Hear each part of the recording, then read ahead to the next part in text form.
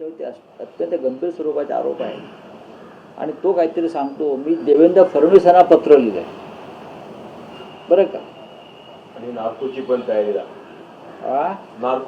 तयारी ठीक आहे हो या सगळ्यांची नार्को करा भाजपच्या लोकांची मग कळेल त्यांनी काय गेल्या 10 वर्षात कांड केलेले आहेत ते कसला नार्को आणि काय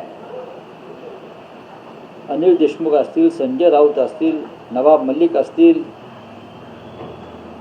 केजरीवाल असतील संजय सिंग असतील ईडीचा गैरवापर करून पोलिसांचा गैरवापर करून आम्हाला अडकवण्यात आलं आणि मुंबईचे पोलीस आयुक्त त्यावेळचे या सगळ्या खटल्याचे मुख्य आरोपी त्यांना मोकळं सोडण्यात आलं कारण त्यांनी अनिल देशमुखांवरती आरोप करून हळवलं.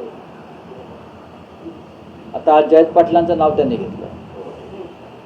माझ्याकडे असे तुरुंगातले 10 लोक उभे करू शकतो जे फडणवीसांचं नाव घेतील जे बावनकुळ्यांचं नाव घेतील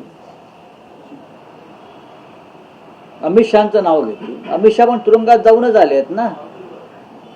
भारतीय जनता पक्षानं असे संत महात्मे गोळा केले.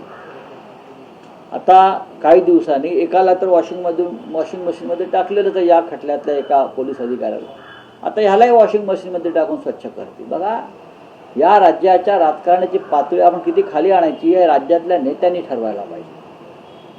देवेंद्र फडणवीस यांच्याबद्दल आमचा वारंवार आक्षेप आहे की तुम्ही महाराष्ट्राच्या राजकारणाचं डर्टी पॉलिटिक्स गटार केलेलं आहे.